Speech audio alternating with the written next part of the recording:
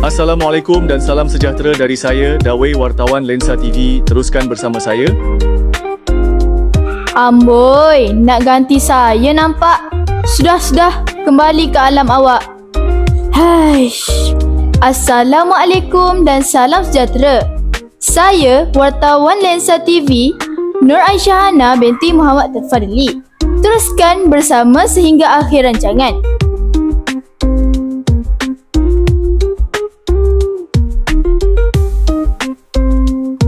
Canggih kan sekarang ni? Ini adalah teknologi terbaru kecerdasan buatan AI, Artificial Intelligence. Semua perkara kita boleh buat dengan teknologi AI ni. Mudah tau. Cubalah kalau tak percaya.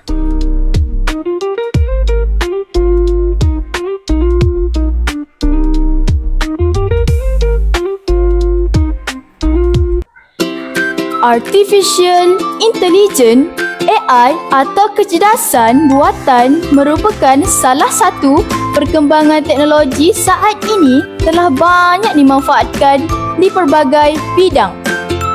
Ada banyak program yang mulai popular digunakan pengguna kebelakangan ini, di antaranya seperti ChatGPT, Bing AI, Copilot, Midjourney dan banyak lagi. Dunia makin canggih dan moden. Murid bukan sahaja belajar menggunakan buku sahaja. Malah, bahan digital seperti e-buku, video pembelajaran dan aplikasi pendidikan. Selain itu, guru juga boleh mengajar menggunakan teknologi lebih mudah untuk fahami isi kandungan yang disampaikan. Jadi, murid tidak cepat bosan di dalam kelas. Bangun.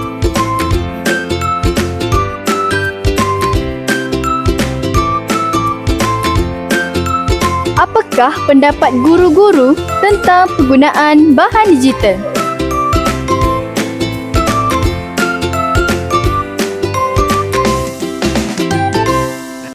Mudah akses, cari bahan yang mudah, sangat membantu murid dan guru dalam PDPC. Okey, antara bahan digital yang digunakan untuk pengajaran antaranya ialah ChatGPT dan Canva. Ini adalah untuk meningkatkan pemahaman pelajar dalam sesuatu PDPC dan juga dapat menarik minat pelajar dalam memahami sesuatu PDPC yang hendak disampaikan oleh guru. Bahan digital banyak membantu saya di dalam PDP di dalam kelas, terutama bagi mata pelajaran matematik.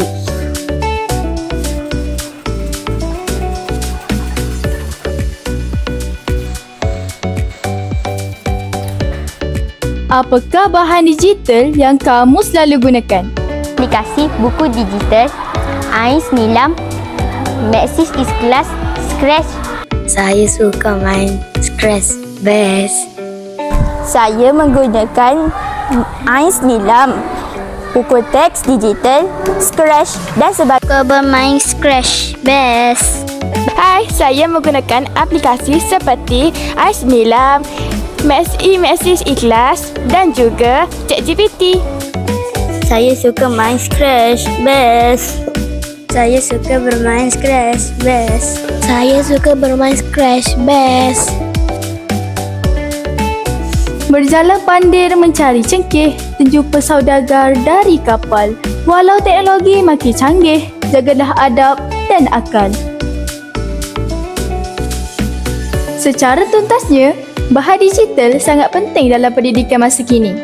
Gunakan teknologi digital sebaik mungkin untuk memudahkan kerja. Sekian sahaja laporan saya pada kali ini. Saya, Nur Aisyah Hana, melaporkan kepada anda. Sehingga berjumpa lagi di lain siaran. Bye.